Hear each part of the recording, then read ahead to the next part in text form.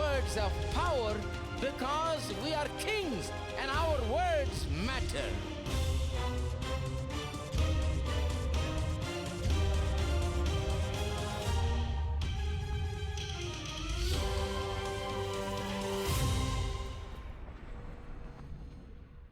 If you love someone with all your heart, with all your soul, with all your mind, that's what you mean. I'm ready to do whatever that person is pleased with. Whatever he desires or she desires, I'm ready to do. Isn't that what it means? And what does God desire to do? You say you love God. What does God desire you to do? He says, love your neighbor. Therefore, if you're not loving your neighbor, if you're hating your neighbor and saying you love God, it's a lie. And Lord, I offer my life to you. Everything I've been through, use it for your glory. Lord, I offer my days to you, lifting my praise to you as a pleasing sacrifice. Lord, I offer you my life.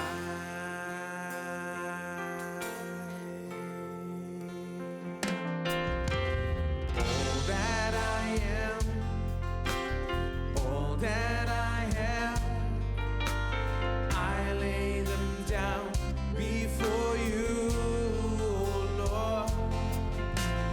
All my regrets, all my acclaim, the joy and the pain, I'm making them yours. Lord, I offer my life to you. Everything I've been through,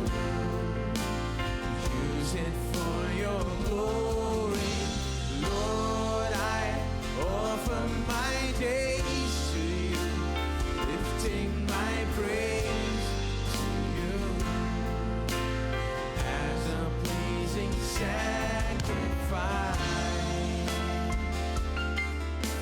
Lord, I offer you my life. Things in the past, things in the past, things yet unseen, wishes and dreams that are yet to come true. All of my hopes and all of my plans, my heart and my hands are lifted to you. Lord, I offer my life to you. Everything I've been through, use it for your glory. Lord, I offer my days to you, lifting my praise to you as a pleasing sacrifice.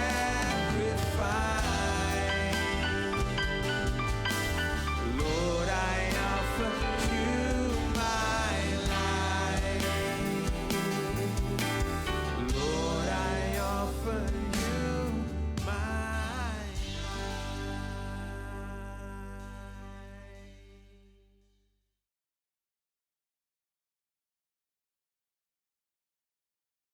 John puts it like this again. He has already taught it all this time. He puts it like this: we love him, or we love.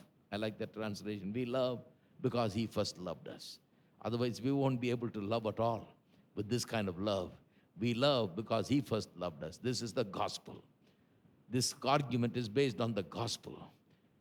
He came. He loved us when we were sinners. He put this love in us. Therefore, we are having the capacity to now love God and love others, he says.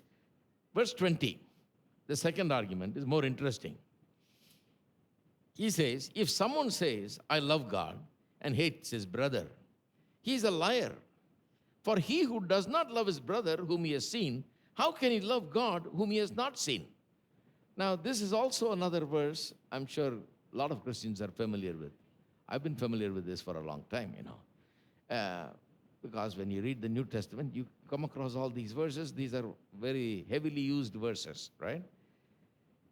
And once again, the problem is whether we have understood it right, whether we understand anything about it at all, and do we understand it right? What is he saying here? He says, if someone says, I love God and hates his brother, he's a liar. He's using very strong words here. He's a liar. You can't say you love God and not love your brother and hate your brother. Then that person is a liar, he says. Why? He puts it logically, common sense knowledge. He says, for he who does not love his brother whom he has seen. If you cannot love someone who you see, how are you going to love someone you don't see, which is God? It's a common sense argument. First, he put the argument based on the gospel. Second, he puts the argument based on common sense. He says, how are you going to love a God whom you cannot see when you can't even love the brother whom you can see? Now, this verse presents a couple of difficulties. A lot of people are not able to agree with John's teaching here. And so they say things like this. Let me put forth these two main objections to this. One is, they say, how can you say something like this? How can you say that if someone says, I love God and hates his brother, he's a liar? He's literally saying that you cannot love God without loving your brother.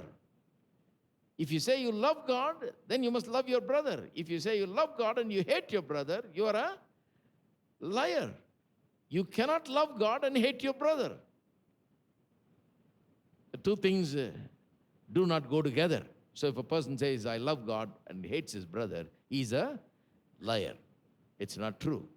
So people say, how can that be true? That is too harsh a judgment. And they say, just think instinctively. Just listen to your heart and make the judgment, they say. They say, when you think instinctively, you realize that it is easier to love God than to love others. Why? It is easier to love God, for one thing, because God is perfect. He's no problem. He's got no shortcomings. He's not a difficult person. He is not an irritating person. He hasn't got that kind of a personality. God is not bad. He's good. He's perfect. He's kind. He's merciful. He's loving. If all the biblical descriptions of God are true, then God is such a wonderful person. Naturally, you want to love that person. You'd like to be with that person. You want to love that person. It's easy to love the person. Plus, on top of that, he's someone you can't see. Very convenient. Don't we tell some people? I think we better stay away from each other, then we'll love better. Right? How many of you told that before? I think we better not see each other, because if we see each other too often, we can't love. Let's stay out of the way of each other. Then if we stay out of the way, out of sight makes us love better. It works better. We think out of sight helps us love better. So God stays out of sight. You can't see God. So no complaints. He's not bothering me every day. I can't see him. He's not an irritating person. He's not a bad person. He's not an imperfect person. But consider the brother. They can be sometimes the most irritating people. Consider the one who's living with you. Consider those around you and in your house and your family and your friends. They can be some of the most difficult people, Sometimes you wish you were not born in this family. Sometimes you wish you didn't even know this guy or this sister or whatever, because they're such difficult people. No justice, no sense of mercy, no kindness, no decency, no sense of any kind of decency. And you say, how can I ever love such people, So it becomes very difficult to love a brother. Easy to love God. So what people say is, what John is saying is totally unreasonable. Instinctively speaking, if you just think about it plainly, your heart will tell you he's wrong. John is wrong. He's saying, If you love God, you must love your brother. If you love God and hate your brother, you are a liar. But they say it is possible to love God because it's easy to love God. You can't see him and he's good. And hate your brother because he is such a nuisance. So it is possible for a person to love God and hate his brother. What's wrong with that? After all, I love God. That's what matters. I hate this guy because I don't like to see him. He's irritating. I don't want to get in front of him. I don't want to see his face. But I love God. Just think about it. You can love God while you're hating your brother. It's possible. John says you're a liar. John says if you're hating your brother, you are not speaking the truth. You are not loving God, he says. If you say you love God, you hate your brother, you're not loving God. You're saying a lie about your love of God, he says. They say that is unreasonable. That argument cannot be accepted, they say. The second objection, I'll give you the answer for that. You just have to wait a couple of minutes. The second objection is this. It's more biblical objection. First is a common sense objection. Objection that comes from instinctive thinking. Second objection is a common sense objection. The common sense objection goes like this. They say, wait a minute. John says, you start loving your brother, then you get promoted to loving God. Loving God is something greater. Loving your brother is something lower than that. So you start loving your brother, then you start loving God. They say that's wrong. Because Jesus said, you first love God, then love your brother. It's exactly the opposite of what Jesus taught. They're producing a biblical objection. Turn with me to Matthew's Gospel, chapter 22. Where does Jesus say that? Let me read from verse 35. Then one of them, a lawyer, asked him a question, testing him. So they're always trying to test him to catch him at his word, whether he'll make a mistake with his words. Now, you're not going to catch Jesus making a mistake with his word. James chapter 3, verse 2 says, a man can err in so many ways. He can go wrong in so many ways. But if he errs with his words, the one who does not err with his words, he is the most perfect man, right? If you don't commit a blunder with your words, you're a perfect man. Now, Jesus is a perfect man. He doesn't mess up with words. He never had to say something and say, I'm sorry, I'm sorry, I just blurted out. It just came out of me, Never, never. As people, we're always having to say, I'm sorry, I didn't mean it, It just came out of me. We're imperfect, He's perfect. His words are perfect. Never, you can never get him at his word. If you're trying to test him at his word, then you got the wrong person. You're going to fail every time, So this lawyer comes here and asks Jesus this question, They found that he silenced all the Sadducees, so the Pharisees showed up. They said, let's test him. Let's get him. One of them, a lawyer, asked him a question, testing him, saying, Teacher, which is the great commandment in the law? Now, this guy knows, the commandments and all that. But he wants to ask a tricky question. He wants to make him choose one law out of the 10 laws, 10 commandments. Which is the great commandment in the law? Jesus said to him, see, if he chooses one, he can immediately catch him and, show him that he is wrong and so on.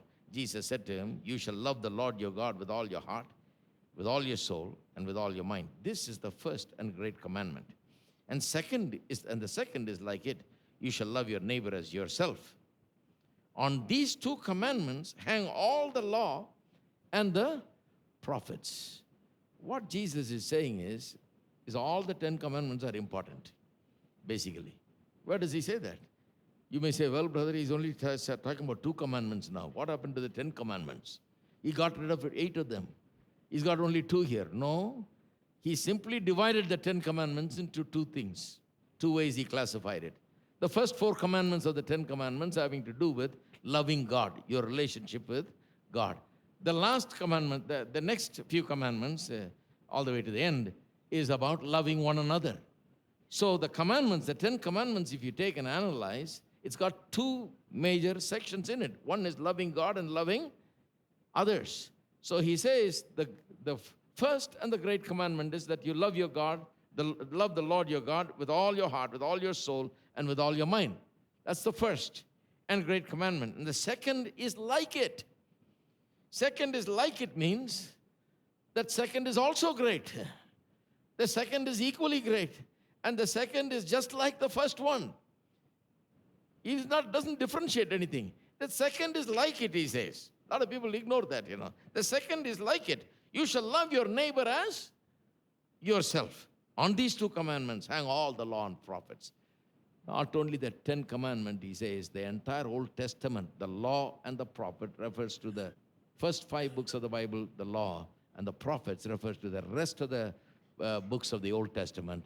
The law and the prophets, this is the essence of it. The essence of the law and the prophets of the Old Testament is this: love the Lord your God with all your heart, with all your soul, with all your mind, and love your neighbor as yourself. So the people say, these objectors say, look, Jesus is saying like this. He says, first you love the Lord your God, and then you love your neighbor. But John says, first love your brother, then we'll know that you love God. What Jesus is saying, he is reversing the order. John has reversed the order. How can we answer these two objections? Now, the first thing is this. John does not teach here that we must start by loving our fellow men and women and then advance from that to loving God. That is not what he is saying in 1 John chapter 4, verse 20. He doesn't say, first love your brother, then you can get promoted to loving God because that is greater. Doesn't say that. Read what he says. Don't force words into his mouth, trying to interpret it. You read what he says. A lot of times Christians are putting words into the Bible. They're writing another Bible, The thing must be to bring out what is in there, never to insert something in there. If you start inserting, you'll be in trouble. That is not Christian preaching. You start bringing out, then you will receive the benefit. You just start receiving what it says, understanding what it says. What does it say? John did not say what they think. They think he says, first love your brother, then you can go on to loving God. No, he never said that. Look at what he says. If someone says, I love God and hate his brother, he is a liar. For he who does not love his brother whom he has seen, how can he love God whom he has not seen? This is what John says. He says, I love God and hates his brother. He's a liar. That's what he's saying. He's not saying you love your brother, then you'll go on to love God. If you're successful in loving your brother, then you can be promoted to loving God. No, he never said that. He says, if a man says, I love God and hates his brother, he's a liar. A better way to explain that is this. There is no way to separate the two commandments. Loving God and loving your neighbor. The two commandments cannot be separated. That is the meaning of what Jesus said when he said the second commandment is like it. It's just like the other one. There's basically no difference, he says. Otherwise, why would he put that line there? The second commandment is just like it. Just like the first one, he says. No different. You say, well, brother, it's different. The first one is loving God. Second one is loving the brother. It's not different. I'll show you how it's not different. Even though for argument's sake, intellectually you can separate the two commandments, really, you cannot separate the two commandments. It's not practical at all to separate the two commandments. That's why Jesus said the first commandment is this, that you love your God, Lord your God, with all your heart, with all your soul, with all your mind. And the second commandment is just like it is, just like this one. It's basically the same, he says. It means you cannot separate it. Even though he mentions it as a second, it is joined with the first because it's just like the other one. And he says, love your neighbor as yourself. I'll show you how the two belongs together and you cannot separate. For example, if you say, I love God just like the Bible says, just like Jesus said. I love him with all my heart, my soul, with my mind. What does that mean? It means that you're ready to do whatever he says. In my understanding, I think in your understanding also, love and loving somebody with all your heart, with all your soul, with all your mind means that you are ready to do anything that that person desires and wishes. You're ready to please that person whichever way possible. Am I right? If you love someone with all your heart, with all your soul, with all your mind, that's what you mean. I'm ready to do whatever that person is pleased with. whatever he desires or she desires, I'm ready to do. Isn't that what it means? And what does God desire to do? You say you love God. What does God desire you to do? He says, love your neighbor. Therefore, if you're not loving your neighbor, if you're hating your neighbor and saying you love God, it's a lie. It is not possible to love God when you're hating your brother. Since you love God, since you say you love God with all your heart, with all your soul, with all your mind, then you must follow it with loving your neighbor. Because that's what he wants. That's what he desires. That's what will please him. That's the only thing that will satisfy him. Jesus said in John chapter 14, verse 21, he said, if any man love me, he will keep my commandment. If a man loves me, he'll keep my commandment because he loves me. He will do what I say. So you love God with all your heart, soul, and mind. Do what he says. What does he say? He says there's only one other thing he says. He says, love your neighbor. He says, love God, love your neighbor. So if you don't love your neighbor, then to say that you love God is a lie. The two cannot be separated at all. In this way, the two commandments are joined together inseparably. It cannot come apart. Both are linked with one another. It is impossible to love God and desire to please him without loving the brethren, because that's what God desires from us. So you can't separate the two. Love the Lord your God with all your heart, with all your soul, with all your mind. Love your neighbor as yourself. The two are together. If you love God, you'll love your neighbor. Because if you love God with all your heart, you'll do whatever God wants. And this is what God wants. You love your neighbor. He says, apart from loving God, there is only one other commandment, that is loving the neighbor. So, if you're not going to do this, then you're not doing the first one. You're a liar, it says, when you say you love God and you hate your brother. So John is right when he says that. But look at the very strong words he uses. He's a liar, he says. The man who says, I love God but hates his brother is a liar. Why does he put this matter in such strong words?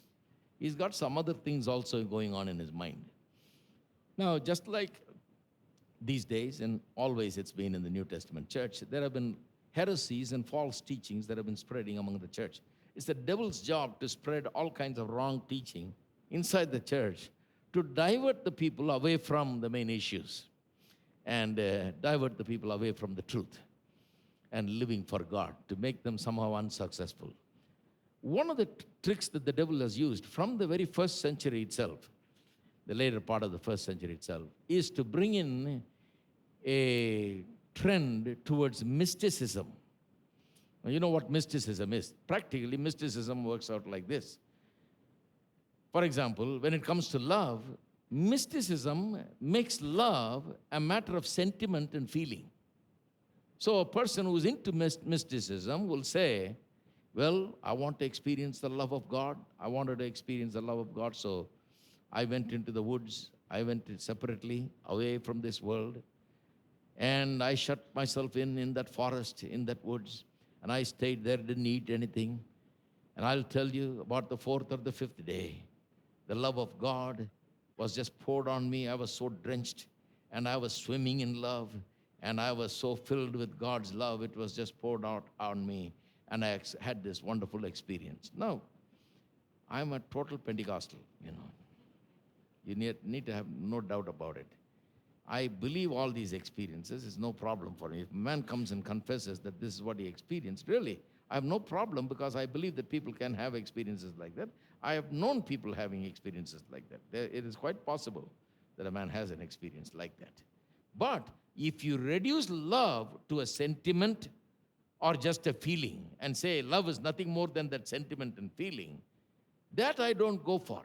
You know, love is not just a sentiment and feeling. Love is not where you say, I felt this and I had this and I was flying up there in the air for 5 days or I was swimming in the river of love for 5 days and you give me all these wonderful descriptions. That's fine. I understand your feelings, I understand your experience. But if you say this is what love is, then I don't think I will go for it, because love is not a sentiment or a feeling. It is something more. It is practical. Through you, I can do anything. I can do all things, 'cause you gives me strength. Nothing is impossible